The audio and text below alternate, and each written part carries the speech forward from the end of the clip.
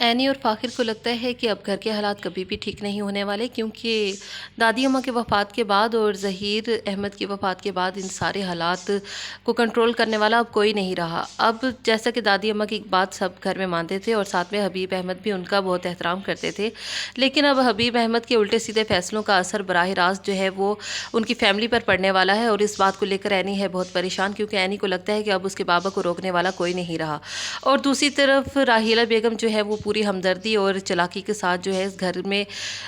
جو ہے گھر کے مکینوں کی مشکلات میں اضافہ کرنے کا باعث بنی ہوئی ہیں۔ اور جب سے حبیب احمد کو معلوم ہوا ہے کہ ان کی والدہ نے سارا کاروبار جو ہے وہ بڑی بھابھی اور ان کے بیٹے کا نام لگا دیا ہے، تو اس بات کو لے کے وہ انتہائی پریشان ہیں۔ لیکن راحیلہ چاہتی ہے کہ وہ حبیب احمد کسی نہ کسی طرح اس کاروبار سے جڑے رہیں اور اس کاروبار میں بحیثیت ایک جاب کی حیثیت سے ہی اس میں شامل رہیں، لیکن وہ اس کاروبار پہ نظر بھی رکھیں اور صحیح وقت کا انتظار کریں۔ سمینہ بھابھی نے فیصلہ کیا ہے کہ وہ فاخر کے ساتھ آفس جائیں گی اور کاروباری معاملات کو جو ہے اب وہ خود دیکھیں گی، جیسا کہ انہیں قانونی حق حاصل بھی ہو چکا ہے، تو اب وہ خود جو ہے اس کاروبار کو اپنے ہاتھ میں لینا چاہتی ہیں۔ راحیلہ بیگم لے آئی ہیں ایک نئے فتنے کو گھر میں، اور وہ ایک نئے داماد کے طور پر جب گھسال آئی ہیں ایک نئے آدمی کو گھر پر،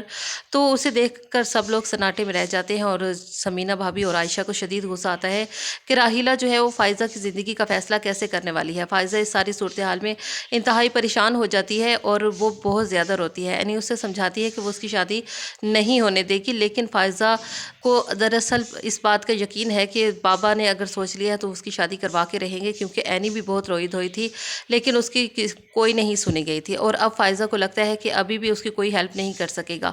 جبکہ حبیب احمد کو لگتا ہے کہ ان کی بیٹیاں نافرمان ہیں اور اب اگر ان کی شادی کا فیصلہ وہ کرنے والے ہیں تو اس بات کو لے کر راحیلہ بھی انہیں بہت زیادہ سپورٹ کر رہی ہے، اور انہیں بار بار یہی جتا رہی ہے کہ ان کی بیٹیاں ان کے کوئی فیصلے نہیں مانتی ہیں، جبکہ ان کا فیصلہ انتہائی غلط ہے، جس پر اینی اپنے بابا سے کہتی ہے کہ فائزہ کی شادی سے انکار نہیں ہے بلکہ کم عمر کی شادی پر اعتراض ہے،